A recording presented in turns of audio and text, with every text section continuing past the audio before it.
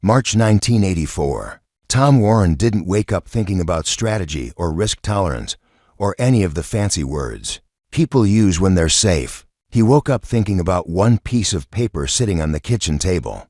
The kind of paper that makes your stomach tighten before you even read it again.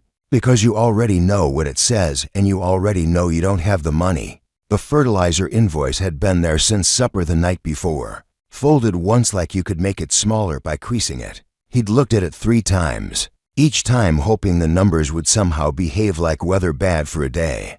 Better the next, except numbers don't drift, they just sit there, blunt and exact. Anhydrous ammonia had jumped to around to 145 a ton. Urea was up in the 160s. Phosphate was climbing too, quietly, like it didn't need to shout to hurt you.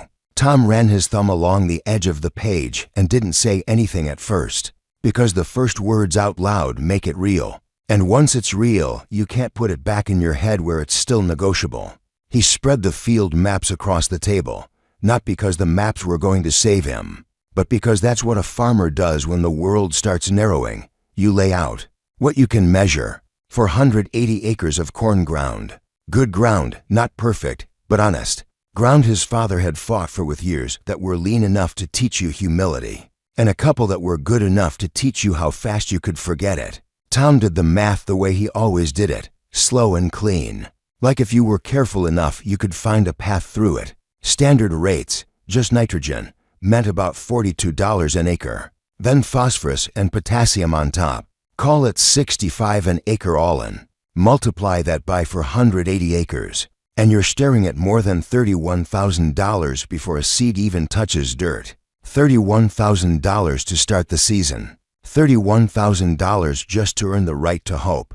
Tom checked his checkbook even though he already knew what it would say. About $8,400 in the bank. Not zero, but not even close to what the table was asking for. The rest would have to be borrowed, and that was the part that felt different this time. In other years, borrowing was a bridge. You hated it, but you crossed it. This year, borrowing felt like stepping onto a bridge you weren't sure would still be there when you needed to come back. All week the phone had been ringing in the way it only rings when everyone is nervous at the same time. Co-op reminders, a neighbor checking in, somebody asking what rate the bank was quoting. At the diner, men who used to talk about weather and baseball were suddenly talking about interest like it was a disease that could spread through the county. Henderson's had locked in an operating loan $40,000, around 13.5%. Mitchell's took $55,000 at 14. Everyone said it like it was normal, like it was the price of doing business now, like there wasn't any choice. And that was the trap, Tom realized. When everybody repeats the same sentence, it stops sounding like advice and starts sounding like a rule. If you don't borrow, you don't plant. If you don't plant, you don't farm. If you don't farm, you're done. He didn't argue with the agronomy. He didn't argue with what the extension agent had been saying at every meeting.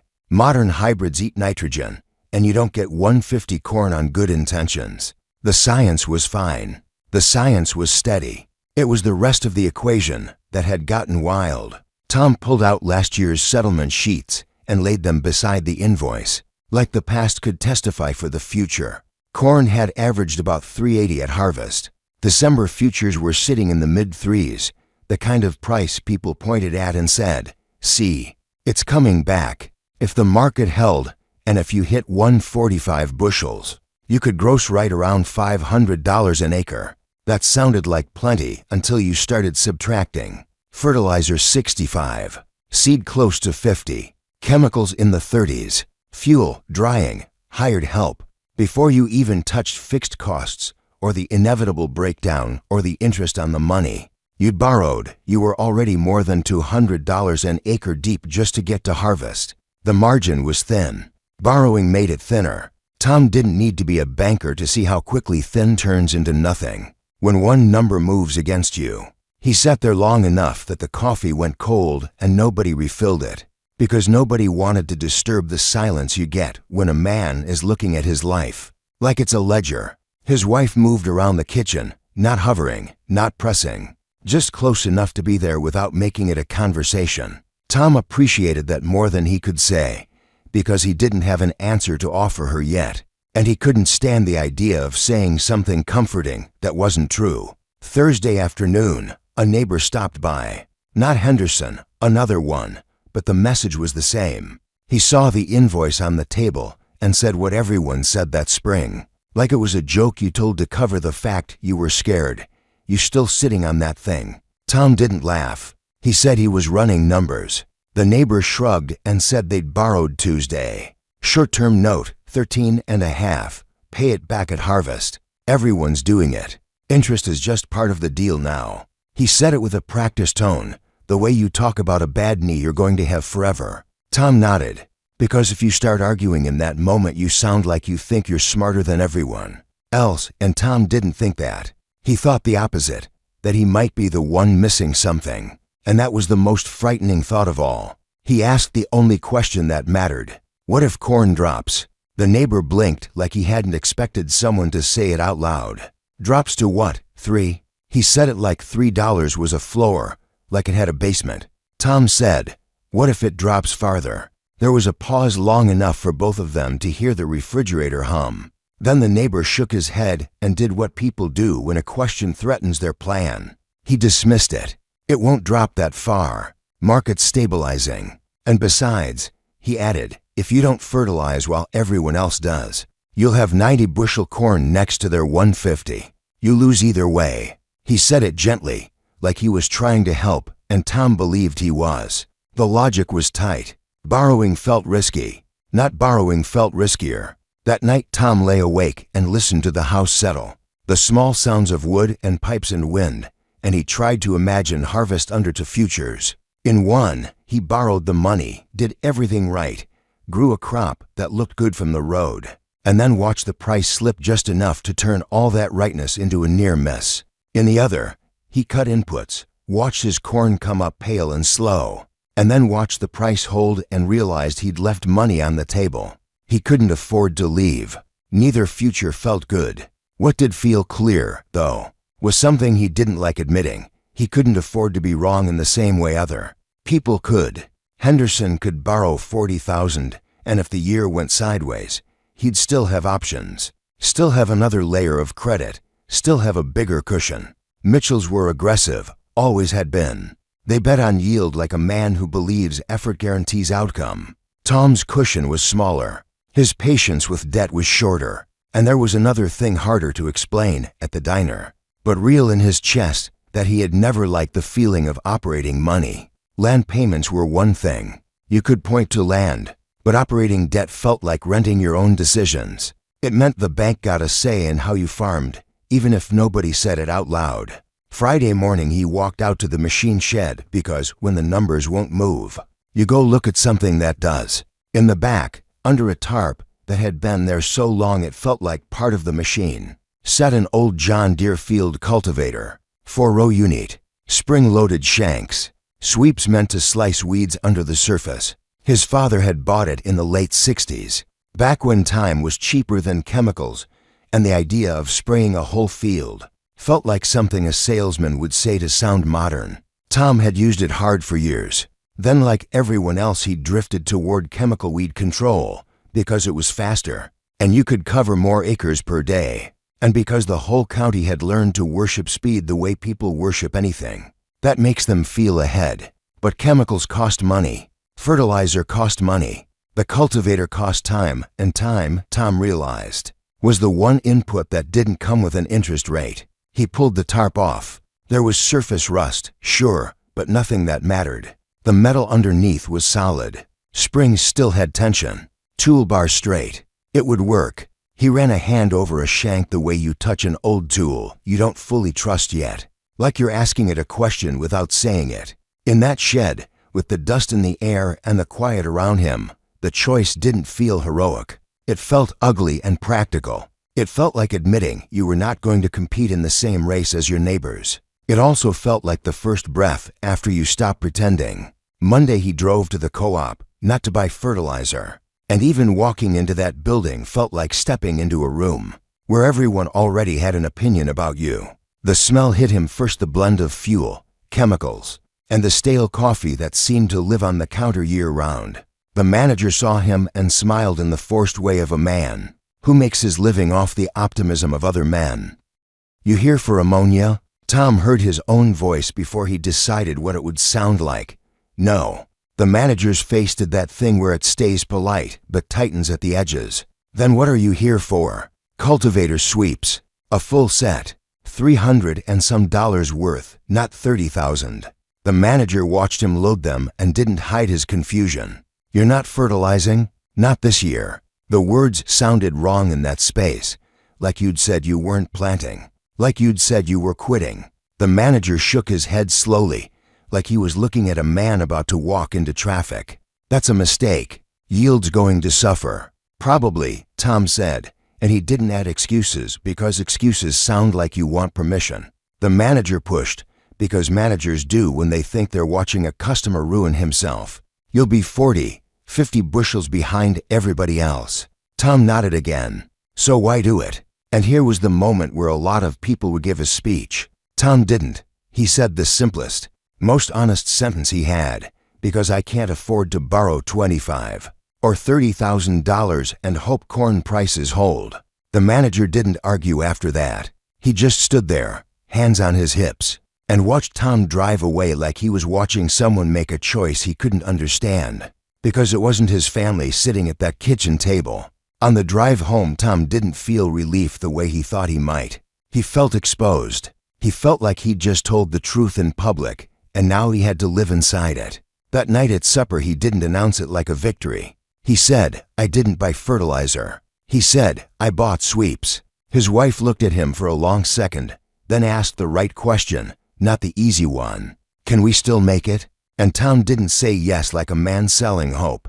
He said, we can make it if we don't owe anybody our margin. He didn't use that word out loud yet, margin, because it sounded too much like something you'd hear in a bank office, but that's what he meant. Over the next days, the county kept moving the way it always does in spring, like the season is a train that won't wait for your doubts. Tom could hear fertilizer spreaders on nearby roads. He could hear talk on the phone line. He could feel, in small comments and long looks, the quiet judgment that follows a decision nobody else wants to imagine making. He didn't blame them. If the price stayed strong, he knew exactly what they'd say at harvest. You could have done better. And they would be right, in a way that hurt. But Tom also knew something they were refusing to say. If the price didn't stay strong, then being right about agronomy wouldn't save you from being wrong about debt. He kept running numbers, not to torture himself, but to make sure his decision had a spine. Standard program, higher yield, higher costs, plus interest. Low input program, lower yield, lower costs, no interest. The difference between the two wasn't whether you made money on paper. The difference was whether you stayed in control when the market got ugly. Tom had watched enough men get trapped by good intentions. It starts small. Borrow for inputs, borrow for equipment, borrow because everyone says you have to. Then one year the market slips, not catastrophically, just enough. And suddenly you're working to pay interest and calling it farming, because that's less embarrassing than saying you're a tenant on your own land. Tom didn't want to wake up in 5 years and realize his life was a stack of payments. He also didn't want to be the kind of man who refused to risk anything, because farming is risk. You can't take it out. You can only choose which kind you can live with. By late March, he made a list of what he could control and what he couldn't. He could control input costs. He could control how much time he put in. He could control whether he signed a note at the bank. He could not control the Board of Trade. He could not control export demand. He could not control whether the national yield came in heavy. He could not control whether the price stayed in the mid-threes or slid into the twos. And when you write it down like that, the decision stops feeling like stubbornness and starts feeling like self-preservation. Tom didn't tell people he had a plan. He didn't want to turn it into ideology. He just said, I'm going to run the cultivator. Some laughed. Some didn't say anything, which was worse. One man at the diner said, you going back to the 60s now? Tom smiled the way you smile when you don't want to start a fight and you also don't want to pretend. The joke doesn't sting. He said, I'm going back to what I can pay for. By early April, the fields were ready enough to start working. Tom hitched the cultivator, checked the depth, and made the first pass shallow. He didn't romanticize it. It was work, and it was slow. and it meant he'd be on that tractor more hours than he'd been in years. But there was a strange steadiness to it. Every pass was a choice that didn't require a signature at a bank. Every hour he put in was an hour he didn't owe interest on. He made a second pass 2 weeks later, crossing the first, chasing weeds the way his father used to. The neighbors saw him. They couldn't help seeing him. The county is small and spring work is public whether you want it to be or not. Some shook their heads. Henderson stopped at the fence line one day, not angry, not mocking, just baffled. "You really not putting on nitrogen?" "Not this year," Tom said. Henderson told him what everyone believed. "Corn needs nitrogen. You know what that'll do." Tom said, "Yeah, I know." Henderson said, "Then why?" And Tom didn't give him a speech either. He said, "Because I can't afford the kind of mistake that comes with borrowed money." Henderson looked at him like he wanted to argue, but couldn't find the right angle. Because how do you argue with a man saying he's scared of being wrong? Henderson finally said, "Corn won't crash." Tom nodded like he'd heard it 100 times already, because he had. Then Henderson added the real fear under the confidence. "If it crashes, we're all in trouble." Tom didn't answer that. He climbed back on the tractor and kept moving. Because part of the decision was not debating it every day. Part of it was committing. Planting was coming. The seed order was the seed order. He would plant standard population. He wouldn't starve the field out of spite. He'd do what he could do with what he had. He'd accept that his corn might look worse and his neighbors might talk. And he'd bet his pride against the thing he feared more than pride, losing control of his own farm. By the end of part 1, the decision was made, not as a dramatic moment with music, but as a quiet line in the sand that only mattered because it would be tested later. Tom Warren had chosen to farm a year he couldn't afford by building a cost structure. He could live inside. And as April turned and the county started burning cash into the soil, like it was the only way forward, he climbed onto an old machine and tried to buy himself something no loan officer could offer him. Not higher yield, not bigger profits, just the chance to still be standing if the market decided to teach everyone a lesson.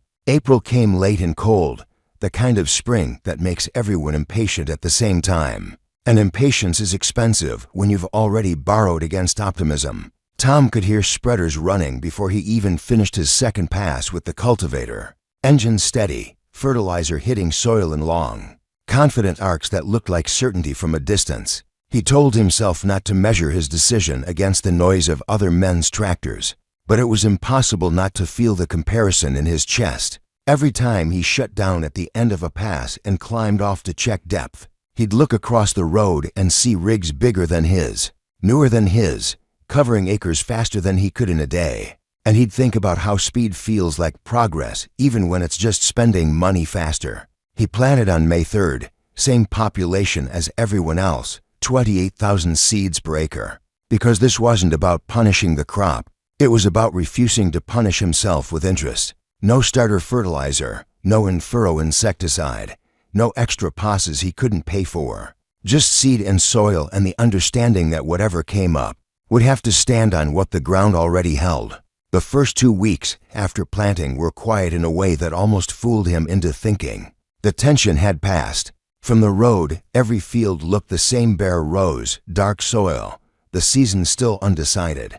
But by mid-May the difference began to show. And difference is louder than failure because it unfolds slowly. The fertilized fields took on a deeper green, not dramatic at first, just enough that if he'd been farming long enough you could see it without kneeling. Tom's corn emerged evenly, but it didn't push the way the others did. It rose a little slower, leaves a shade lighter, growth stage trailing by days that felt like judgment. At V3 he took the cultivator back through, careful within inches of the row, cutting weeds before they claimed what little nitrogen the soil would release on its own. It took time, long hours, more fuel than a spray rig would have burned, but time didn't send him a bill in October. At the diner, the comments began to sharpen. Not cruel, just factual in the way farmers can be when they think they're stating obvious truths. Warren's corn looks thin. Didn't fertilize. Trying to save money. That's not saving. That's losing. Tom listened without defending himself because defense sounds like doubt,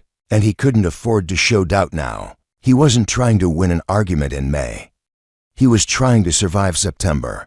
By early June, the gap widened. The fertilized fields hit V8, V10, canopies closing faster, stalks thicker. The kind of growth that makes you feel vindicated for signing that note at the bank. Tom's fields were 2 stages behind, lighter, slower, not failing, but not impressive. He'd stand at the edge in the evening and look across to Henderson's place and feel the weight of comparison pressing down like humidity. Henderson stopped by one night and walked a few rows without saying much, which was worse than teasing. Finally he said, "You're going to be 40, 50 bushels behind. Maybe more." Tom didn't argue. "Probably," he said. Henderson asked the question everyone had been thinking. Why handicap yourself? Tom didn't talk about philosophy. He talked about numbers. If I fertilize, I borrow around 30,000 at 13.5%. That's roughly 4,000 in interest for the season. If corn holds at 320 and I hit 145 bushels, I gross around 480 an acre. Subtract 210 in operating costs and I net to 70. Sounds good until price slips. Henderson folded his arms, not dismissing, just calculating. Tom kept going because he needed Henderson to understand this wasn't stubbornness. If corn drops to 290, that margin shrinks fast. If it drops to 70 or lower, the interest eats what's left. Without fertilizer, I might only get 100 bushels, maybe 105, but my operating cost is closer to 145. No interest. If price slides, I'm not bleeding on borrowed money. Henderson didn't like that math because it forced him to look at his own note. He'd borrowed 40,000. He'd bet on yield overcoming price. Tom had bet on price not destroying cost. They stood there in the rows, 2 men with different definitions of risk, and neither of them could prove the other wrong yet. That was the worst part. Through June, the pressure shifted from social to institutional. The bank officer drove out one afternoon, not hostile, just curious in the way lenders are when they sense deviation. He stepped out of his truck, looked across the field, and said, "Your corn doesn't look as strong as others." Tom wiped grease from his hands and said, "It's growing." The officer mentioned crop insurance, partial loss coverage, the safety net built into a system that assumes high input as the baseline. Tom shook his head. "It's not a loss. It's just less. Less is still a loss if you owe money," the officer replied without thinking, then paused because he realized Tom didn't owe operating money. That was the difference. Most of the farmers the bank worked with had tied this season to a note that matured at harvest. Tom hadn't. The officer couldn't quite categorize that. It wasn't bold. It wasn't reckless. It was just outside the norm. By late June, the county was a study in contrast. Deep green blocks of corn rising fast beside fields that looked adequate, but unremarkable. Adequate doesn't impress anyone in June. Adequate doesn't make you feel like you're winning. But adequate also doesn't cost you 4,000 in interest before you shell a bushel. Tom felt the isolation most in the evenings, when work slowed and doubt had space to speak. He'd run the cultivator again, third pass tight to the row, cutting weeds that would otherwise steal moisture and nutrients. Each pass was a trade, more time, more diesel, but still cheaper than a fertilizer bill. He didn't romanticize the machine. It wasn't magic. It was steel and bolts and leverage. It didn't promise high yield. It promised control over cost. That distinction kept him steady. Early July brought heat, and with it the stage everyone in corn country watches: pollination. The fertilized fields hit R1 strong, silks emerging in heavy canopies that looked like they were built for record yields. Tom's fields reached R1 about a week later. The ears were forming, but smaller. He knew it. Henderson knew it. You could see potential narrowing. Henderson came back one evening and walked between rows again, this time bending to peel back a husk. "Your ears are small," he said quietly. "Maybe 100 bushels if you're lucky." Tom nodded. "Probably." Henderson asked again, almost pleading now, "Why do this to yourself?" And Tom answered the only way he could without turning it into pride. "Because I ran the numbers.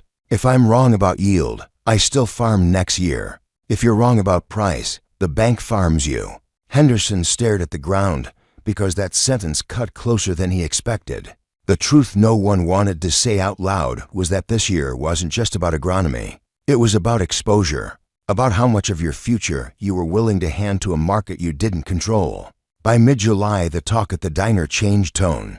Not panic yet, just a shift. Futures had slipped from the mid-threes to the low threes. Nothing dramatic, just enough to unsettle projections. Farmers who had been confident in March began recalculating in their heads. At 3:15, margins tightened. At 3:05, they tightened more. Every dime down made fertilizer look heavier on the ledger. Tom listened without gloating, because there was nothing to gloat about. His corn still looked weaker. His yield ceiling was lower. If price rebounded sharply, he would be the one explaining himself in October. That was the part people forget about risk management.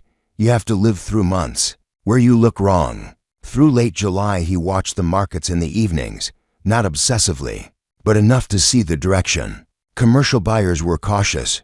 Yield estimates nationally were strong. Carryover stocks were building. These weren't dramatic headlines. They were slow pressures that accumulate until something gives. The first time corn dipped below $3 and held there for more than a day, he felt a cold clarity instead of relief. This was the test, not whether he could grow perfect corn, but whether the structure he chose would hold under stress. Around the same time, Henderson's tone changed. Not publicly, not at the diner, but when he stopped by one night, he didn't talk about bushels. He asked what Tom's break-even was without fertilizer. Tom told him straight, round to 70, give or take. Henderson did his own math quietly. With fertilizer and interest, his break-even was north of 3. Not catastrophic yet, but uncomfortably close to the line. Neither man said what they were thinking, that the season was now less about yield potential and more about price survival. By the end of July, the visual difference in the fields remained, but the emotional difference began to narrow. Tom's corn was still lighter, still shorter, but it was steady. It wasn't collapsing. It wasn't diseased.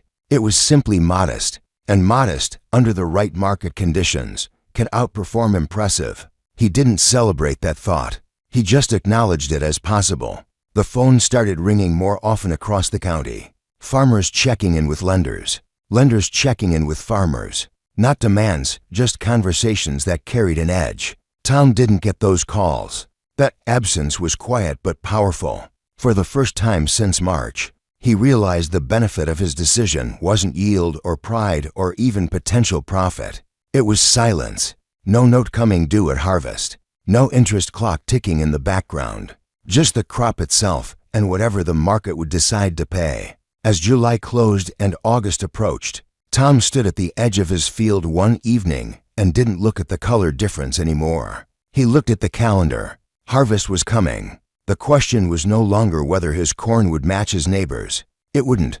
The question was whether the market would validate high input or punish exposure. He couldn't answer that. No one could.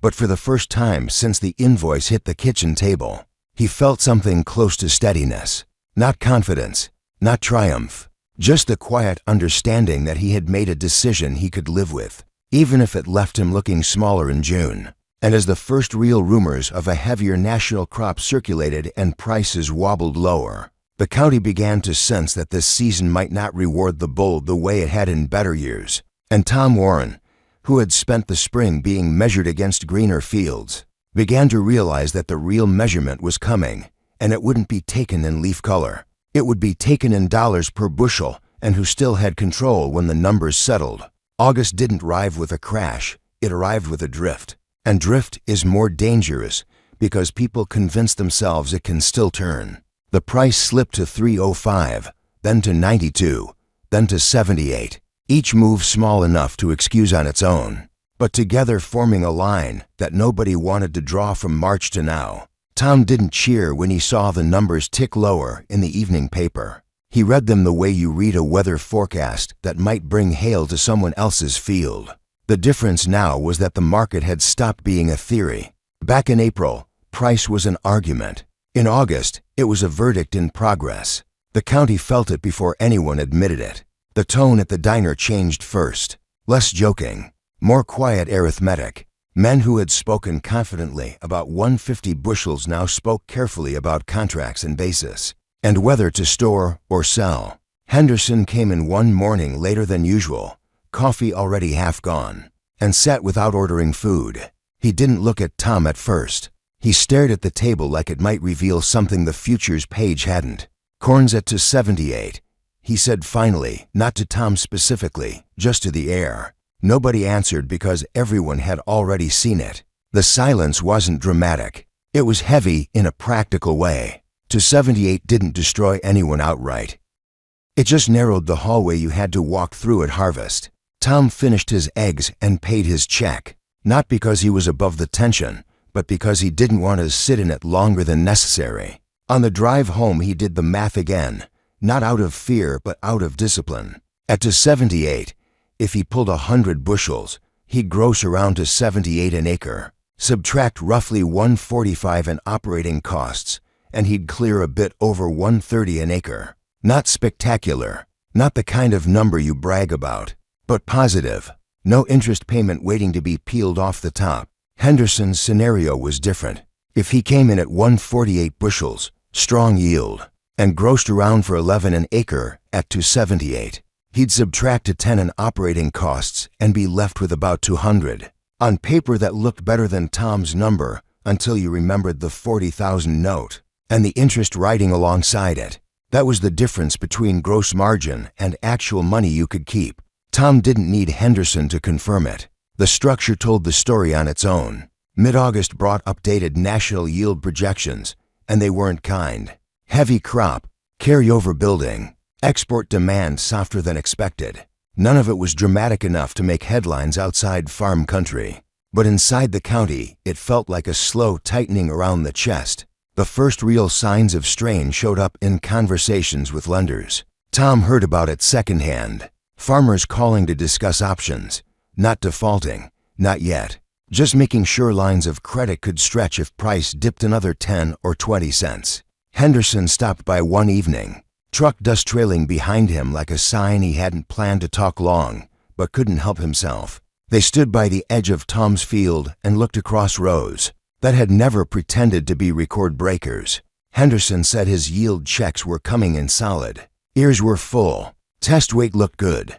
Under any other price environment, he'd be pleased. But price wasn't any other environment. He ran his hand through the leaves and said, "I did everything right." Tom didn't argue that. Agronomically, Henderson had. The problem wasn't agronomy anymore. It was leverage. The market doesn't care how correctly you fertilized. It only pays what it pays. $2.68 showed up on the board the following week, bouncing between $2.55 and $2.85 like it couldn't decide. How much pain to deliver? That range was enough to unsettle the most confident projections.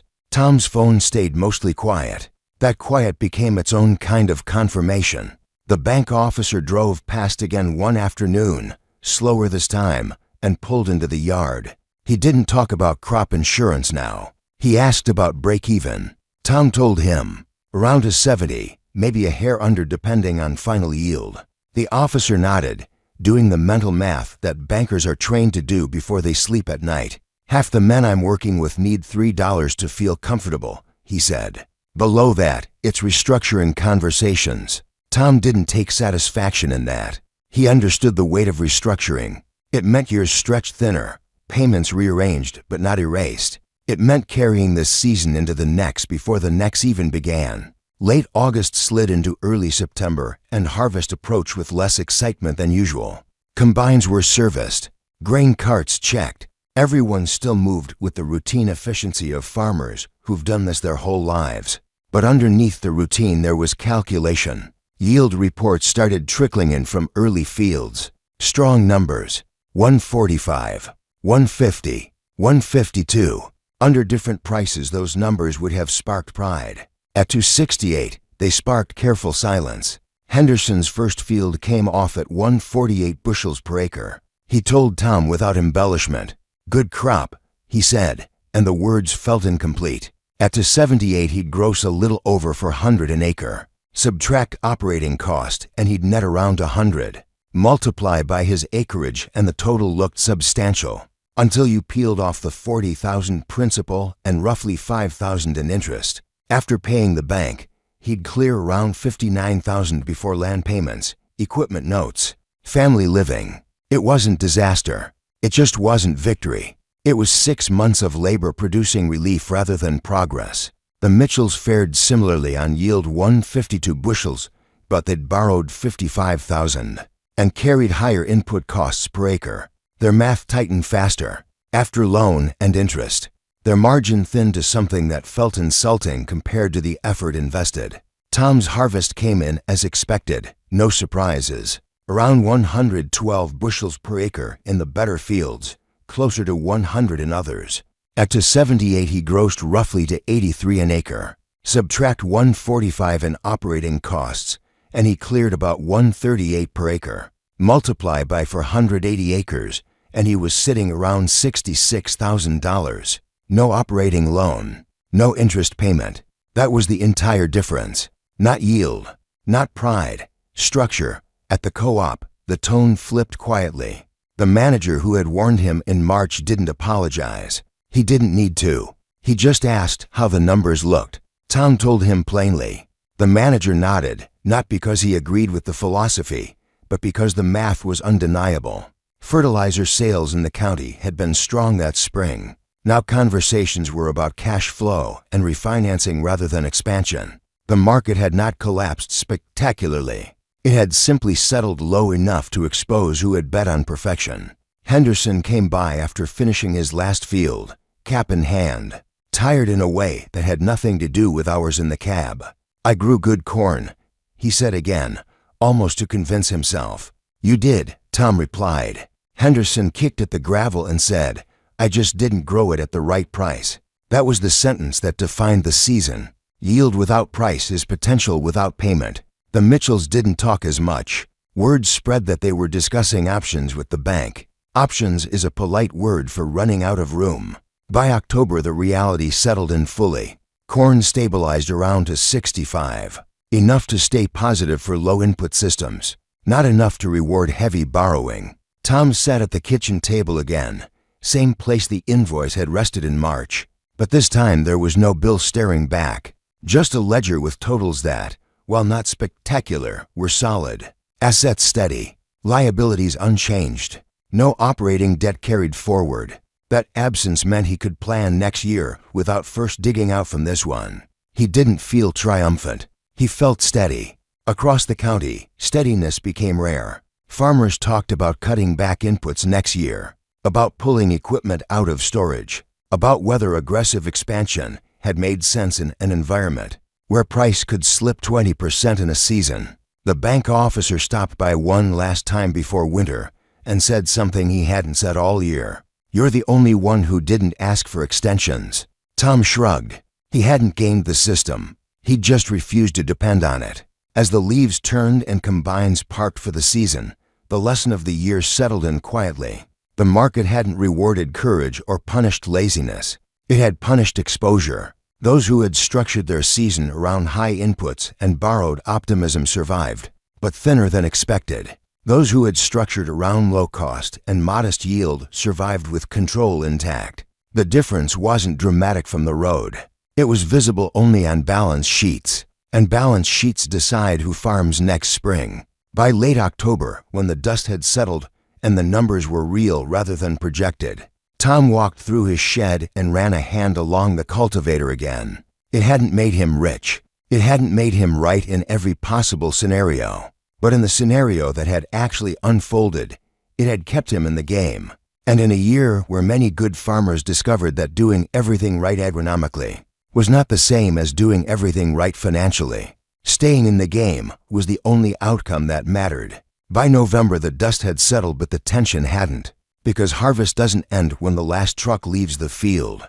It ends when the last number is written in ink and nobody can pretend anymore. Around the county, combines were parked, but calculators were still running. The Mitchells were the first real crack people could see. They had grown strong corn, 150+ bushels, clean fields, everything a textbook would praise.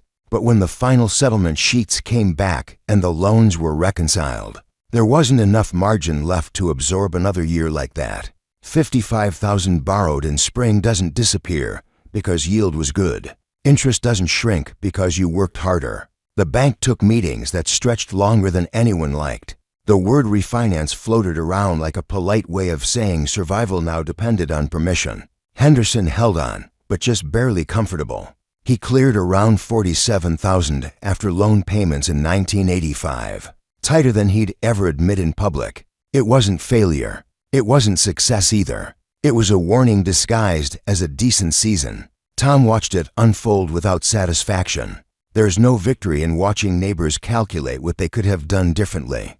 He had known from the start that if price had held above 320, he would be the one explaining himself. That's the part people overlook when they reduce the story to being right. He hadn't been right. The market had moved in the direction that rewarded his structure. That's different. Winter set in hard. Fields went quiet. The kind of quiet that forces reflection because there's no more work to distract you. In December, Tom sat again at the kitchen table, the same place where the fertilizer invoice had stared at him in March 1984. This time there was no invoice, no overdue reminder, no interest schedule. Just a balance sheet, assets steady, grain inventory modest, liabilities unchanged, zero operating debt. That line mattered more than any yield report. Zero operating debt meant January started at zero, not negative.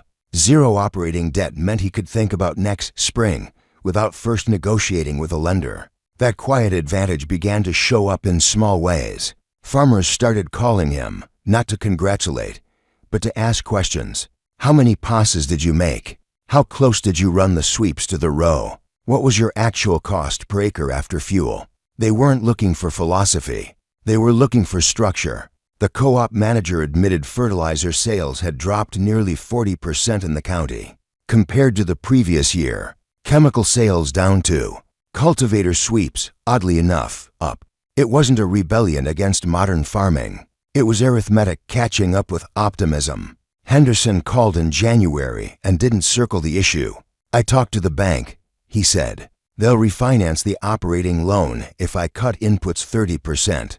That means less fertilizer. I need to learn that cultivator. Tom didn't hesitate. February found both men in the shed, measuring shank spacing, adjusting depth, talking timing. No speeches, just mechanics. Henderson took notes like a student because pride costs more when interest compounds. The conversation wasn't about going backward in time. It was about staying solvent in the present. By March 1985, 6 farmers in the area had pulled cultivators out of storage. Equipment that hadn't turned soil in years was back in rotation. The shift was quiet, not dramatic, but real. When margins get thin, people stop chasing yield ceilings and start protecting floors. Tom didn't present himself as an example. He simply repeated what he had learned the hard way. When you borrow against perfection, you're betting the market won't test you. The market almost always tests you. Planting in 1985 felt different. Not easier, but steadier. Tom's projected cost per acre sat around $142. If corn came in at 100 bushels and to 80, he'd net roughly $138 an acre. Not glamorous, not record-setting, but survivable. That word had replaced profit in his thinking. Henderson ran his cultivator to fields over, slower than he liked, occasionally frustrated by weeds he would have sprayed in a previous year. But he kept at it because the alternative was another season of exposure. The bank officer drove by in June 1985 and saw both fields lighter than the heavy input operations, still betting on higher yield. He didn't stop this time to warn. He simply observed. Half the farmers he worked with were restructuring. These two weren't. That difference wasn't visible from the highway. It was visible in repayment schedules. Pollination in 1985 came and went without drama. Yields projected around 98 to 105 bushels per acre. Again, not impressive, but enough. Prices bounced between to 55 and to 85, never quite reaching the $3 that would make high-input programs comfortable. Harvest that fall confirmed what the previous year had hinted at. Tom averaged 101 bushels per acre at around to 68 per bushel. Gross about to 70 an acre. Operating cost $142. Net roughly $128 per acre across for 180 acres. Just over $61,000. Henderson cleared around $47,000 after payments. The Mitchells didn't make it. Too many years stacked on borrowed yield. The bank took the equipment. The land went to auction. No speeches, no public humiliation. Just a quiet transfer of ownership that everyone in the county understood could happen to anyone. If the structure was wrong long enough, October closed with a different kind of silence than the year before. Not fear, not celebration, just adjustment. Farmers who had once mocked mechanical cultivation now discussed timing in depth. Fertilizer dealers reduced orders. Conversations shifted from maximizing output to controlling exposure. Tom serviced the cultivator again, replaced worn sweeps, greased the bearings, checked bolts. It had run nearly 180 hours that season, covering ground 3 times where chemicals would have done it once. But the cost was a few $100s in parts and fuel instead of $15,000 in inputs. Time versus money, yield versus solvency. He had chosen solvency. One evening in November, the dealer stopped by and looked at the old machine. "You think this is the new normal?" he asked. Tom didn't answer with confidence. He said, "I think when margins get thin, people look for what they can control." The dealer nodded. Sales numbers were telling the same story. Winter 1985 arrived without the anxiety that had haunted the previous March. Tom sat at the same kitchen table again, ledger open. But this time the numbers didn't threaten him. They weren't spectacular. They didn't justify expansion or new equipment. They justified continuity. He had farmed for 180 acres for 2 consecutive years without borrowing operating money. His yields had been lower than his neighbors in peak conditions. His profits had been lower in theory during strong price scenarios. But he had survived 2 seasons that tested the difference between revenue and structure. The lesson wasn't that fertilizer was wrong or that yield didn't matter. The lesson was that exposure compounds faster than pride recovers. When the phone rang later that winter and another farmer asked about the cultivator, Tom walked him through it the same way he had with Henderson. Set depth at 3 inches. Cross pattern early. Don't wait too long on weeds. Understand your trading ceiling for floor. That was the equation. By the end of 1985, the county looked the same from the road. Corn still grew. Tractors still ran. But underneath, something fundamental had shifted. People had been reminded that survival isn't about growing the most. It's about owing the least when the price moves against you. Tom didn't build a monument to that idea. He just built his operation around it. Lower yield, lower cost, lower risk. The market had validated it not with windfall profits, but with permission to farm another year. And in a place where half the county had discovered how thin the line between progress and pressure really was, that permission meant everything. Winter faded without announcement, and by the time March circled back around, Tom Warren found himself standing in the same kitchen where the whole thing had started. 2 years earlier, not staring at an invoice this time, not calculating how to bridge a gap between ambition and cash, but looking at a ledger that didn't frighten him. There was no dramatic transformation in his life. The house was the same. The truck was the same. The fields outside were still for 180 acres of responsibility waiting for spring. The difference was invisible to anyone driving past. It existed in one line on paper, no operating debt carried forward. That line didn't make him rich. It made him steady. And steadiness, after what the county had just lived through, felt rarer than profit.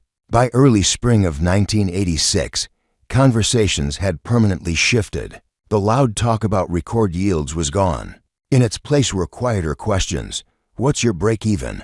How much are you financing? How exposed are you if price drops 20 cents? Farmers who had once dismissed Tom's choice as backward now spoke about structure. Like it was agronomy. Henderson had cut inputs again, not recklessly, just deliberately. He had learned what it felt like to grow good corn and still feel squeezed at harvest.